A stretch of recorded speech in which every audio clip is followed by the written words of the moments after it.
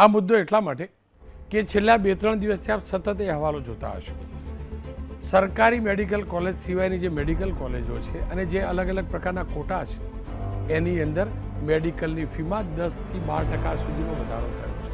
હું જાજો સમય નહીં લઉં પણ એ ગ્રાફિક્સમાં જોઈ લેજો કેટલો વધારો થયો છે.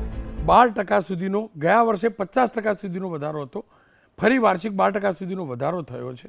જે નવું માળખું જાહેર કરાયું છે 25-26 અને 26-27નું એફઆરસીએ જે ફી વધારીને આપી છે એની અંદર જબરજસ્ત વધારો છે. આપ ગ્રાફિક્સમાં જોઈ લેજો.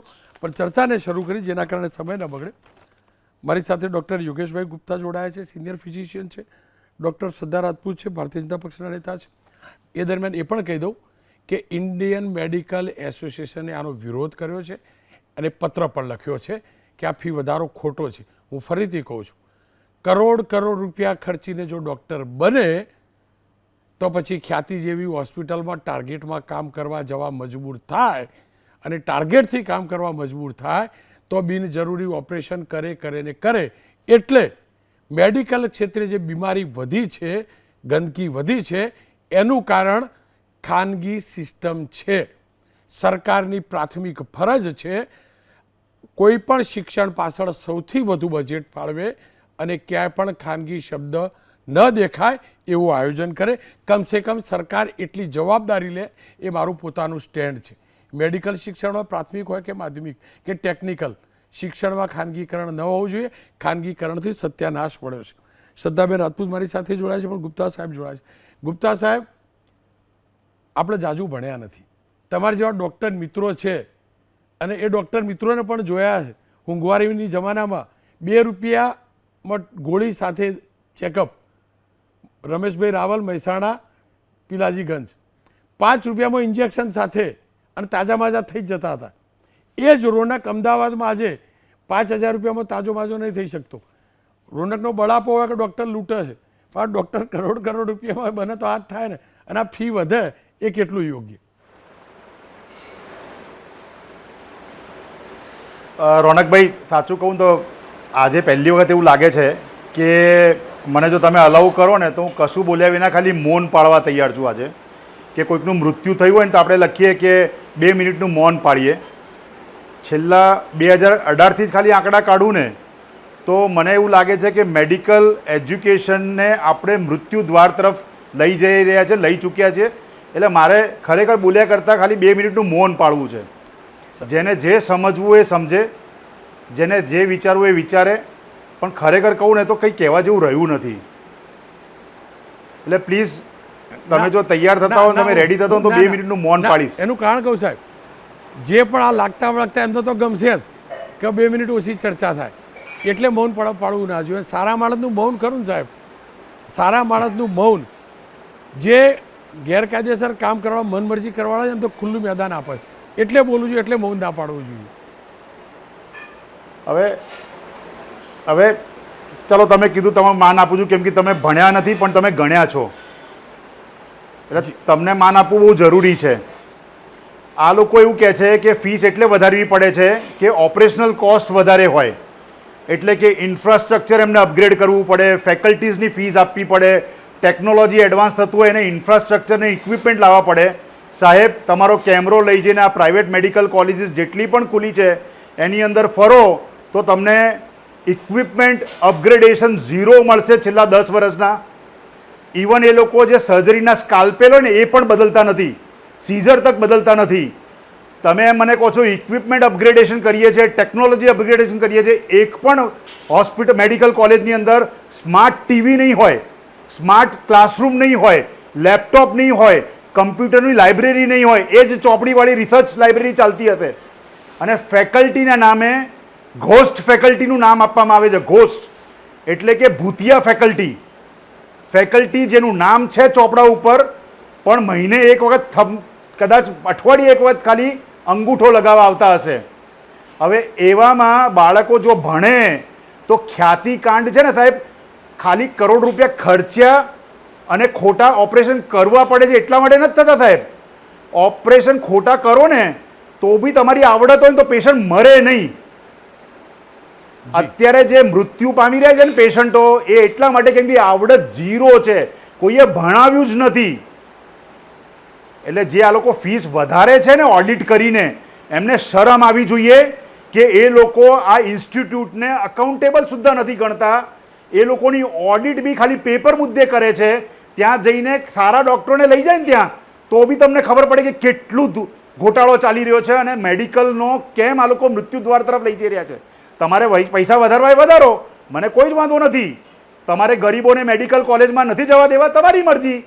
એમને આપણે BHMS આપણે ક્વેક બનાવી દઈશું, ચાઇના મોકલી દઈશું, વિયેતનામ મોકલી દઈશું, ફિલિપાઇન મોકલી દઈશું. ગરીબોનું તો એ જ કન્ટ્રીઓ રહી ગઈ ને ખાલી, જો થોડો બી પૈસો હોય તો.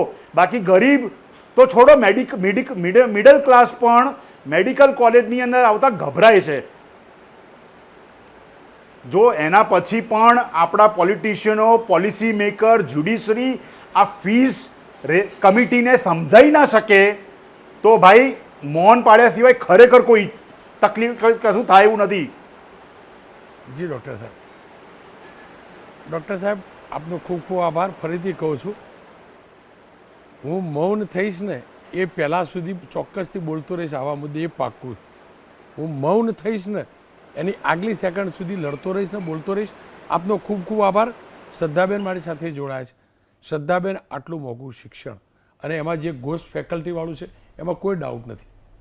કાઉન્સિલનું ચેકિંગ આવવાનું, ઇન્સ્પેક્શન આવવાનું હોય, કાઉન્સિલના સભ્યોને કેવી રીતે સાચવવામાં એ પણ હું જાણું.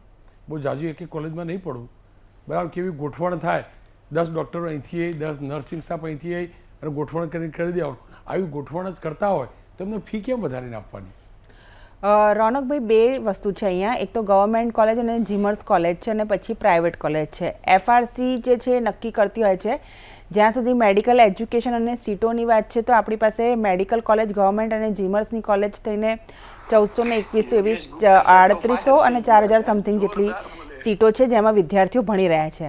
અને બાકી તમે જે આ વાત કરી છે, જે FRCની, એ મુદ્દો લાગુ પડે છે સેલ્ફ ફાઇનાન્સ મેડિકલ કોલેજને. અને આ ફી રેગ્યુલેટર કમિટી જે બની છે એમાં બીજા મેમ્બર્સ તો છે, પણ આ હેડ થાય છે રિટાયર્ડ જે આપણા જજ હોય છે એમના દ્વારા હેડ થાય છે. એટલે રિટાયર્ડ જે જજ હોય છે એને હેડ કરતા હોય છે અને એ લોકોની કમિટીમાં ઓડિટ થતા હોય છે. એ ઓડિટની અંદર એ લોકો જોતા હોય છે કે ઇન્ફ્લેશન જે 7% છે, ડેવલપમેન્ટના જે 5% ચાર્જીસ છે, અને આ એમાં સરકાર ઓટોનોમસ છે પણ સરકારનો બી એક સ્ટેક રહેલો છે. કમિશનર ઓફ હેલ્થ જે હોય છે બાય પોઝિશન આ કમિટીમાં એ પણ હોય છે. એટલે સરકાર પણ આને રેગ્યુલેટરી કરતી હોય છે, રિટાયર્ડ જજ બી હોય છે. આ બધા જ પાસાઓ જોઈને પછી જે છે આ લોકોએ ફીસ જે ભલા હોય છે કે વર્ષે જે ઓડિટ કર્યા પછી એ પ્રમાણે ફીસ વધારતી હોય છે. છેલ્લે તમે જુઓ તો સ્વનિર્ભર કોલેજોએ 2018, 19 અને 20માં નક્કી કરી હતી. જ્યારે કોરોનાનો સમય હતો ત્યારે આ વસ્તુને આપણે થોડી રોકી દીધી હતી, વેવ ઓફ કર્યું હતું. અને એ પછી અત્યારે વર્ષ 2024, 25 અને 26 3 વર્ષ માટે ટ્યુશન ફી નક્કી કરવામાં આવેલી છે. ફીસ વધારે છે સેલ્ફ ફાઇનાન્સ કોલેજની. ડેફિનેટલી તમે મેડિકલ કોલેજમાં લો તો એક ફીસ કેટલી હોય છે એ આપણને ખબર છે. જીમર્સની ફીસ તો સરકારે વધારી જ નથી અને ખૂબ સારા પ્રમાણમાં ત્યાં પણ સ્ટુડન્ટ્સો ભણી રહ્યા છે. સેલ્ફ ફાઇનાન્સ દરેકને ખબર છે કે એની ફીસ વધારે છે. પરંતુ રોનકભાઈ, લોકોને, આ બાળકોને પણ, આપણા દેશના લોકોને પણ MBBS બનવું છે, ગુજરાતના બાળકોને બી બનવું છે. સરકાર એના માટે પૂરતા ઇન્ફ્રાસ્ટ્રક્ચર પોતે પણ ઊભા કરી રહી છે અને અન્ય પ્રાઇવેટ સંસ્થાનોને પણ એ ખોલવાની છૂટ આપી રહી છે. કારણ કે આ જ આપણી પ્રજા છે એ પછી કહે છે કે અમારે બીજા દેશમાં જવું પડે છે પોતે MBBS કરવા માટે. ત્યાંનું કલ્ચરલ ડિફરન્સ આવે છે, કોઈને જમવાની, ખાવાની, રહેવાની ઘણી બધી તકલીફો થાય છે. તો પેરેન્ટ્સ આર ઓકે હોય છે કે ભાઈ આ ઘર આંગણે જો આપણને આ શિક્ષણ મળી જાય તો શું ખોટું છે. હું મારી જ વાત કરું કે જ્યારે મેં માસ્ટર્સ કર્યું હતું ત્યારે ગુજરાતમાં એક પણ પબ્લિક હેલ્થની કોલેજ નહોતી. આખા ભારતમાં 2 જ કોલેજો હતી, Tata institute of social sciences Mumbai અને જયપુર IIHમાં, જ્યાંથી મેં કર્યું છે. અને આજે IIPHG ગાંધીનગર છે, પાલજ જે અમારું પાલજ છે ગાંધીનગર, એની અંદર છે. તો મારે પણ 2 વર્ષ માટે જવું પડતું. એ વખતે લાગતું હતું કે સ્ટેટ છોડીને જઈએ છીએ બીજી જગ્યાએ, કેમ આપણા રાજ્યમાં આ ઇન્સ્ટિટ્યૂટો નથી. તો આ એક વસ્તુ એ છે કે આપણે બીજા પાસા બી જોવા જઈએ કે આપણા બાળકો છે આપણા સ્ટેટની અંદર જ એબ્ઝોર્બ થાય છે અને બાળકોના માતા પિતાને એ પણ ટેન્શન નથી કે આપણે ક્યાંક બીજે જવું પડે છે. હા, ડેફિનેટલી જ્યાં એવું લાગશે તો રેગ્યુલેટ કરવા માટે ન્યાયાધીશ પણ આની અંદર મેમ્બર છે અને કમિશનર ઓફ હેલ્થની પોઝિશનથી બી આપણે રેગ્યુલેટ કરતા હોઈએ છીએ. એટલે કોઈ અન્યાય થશે એવી કોઈ મનસા છે એ સરકાર તરફથી નથી. શ્રદ્ધાબેન, આપનો ખૂબ ખૂબ આભાર. આપની જ વાતને આગળ વધારું. મહત્તમ મેડિકલ કોલેજો બને એ જરૂરી છે, આપણે સાચી વાત કહી. બહાર ન જવું પડે એ પણ સાચી વાત કહી. પણ ખાનગી શું કરવા? કેમ મારા ગુજરાતની સરકારે ખર્ચો ન કરે? એક અમદાવાદનો રિવરફ્રન્ટનો ત્રીજો ચોથો ફેઝ નહીં બને ને તો ચાલશે, પણ સરકારી મેડિકલ કોલેજ બને ને એ પહેલું જરૂરી છે. આપણે શું કરીએ છીએ? રિવરફ્રન્ટ બનાવો છે, ખાનગી યુનિવર્સિટી બનાવી છે, ખાનગી મેડિકલ કોલેજ બનાવી છે, બધું ખાનગી કરવું છે. સરકારે કોઈ જવાબદારી લેવી નથી એટલે તકલીફ છે.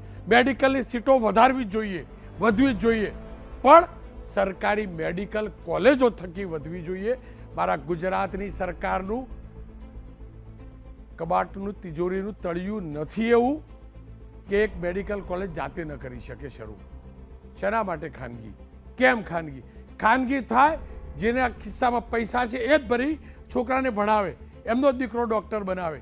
એનાથી 2% વધુ આવેલા હોય ને પણ રૂપિયા નથી તો ગરીબનો દીકરો પેલા મેનેજમેન્ટ કોટામાં આ કોટામાં ન જઈ શકે ખાનગીમાં, એટલે એના ડૉક્ટર નહીં બનવાનું. બસ આ જ દર્દ છે. હું ફરીથી કહું છું, રૂડા રૂપાળા રિવરફ્રન્ટ ઓછા બનશે ને તો ચાલશે. કેવડિયા કોલોનીની અંદર મોટું ઝૂ નહીં બને તો ચાલશે, પણ એ જ નર્મદામાં સરકારી મેડિકલ કોલેજ ખુલશે ને એટલે છાતી ગદગદ થશે. મારો ગરીબનો દીકરો ડૉક્ટર બનશે, ઓછી ફીમાં ડૉક્ટર બનશે.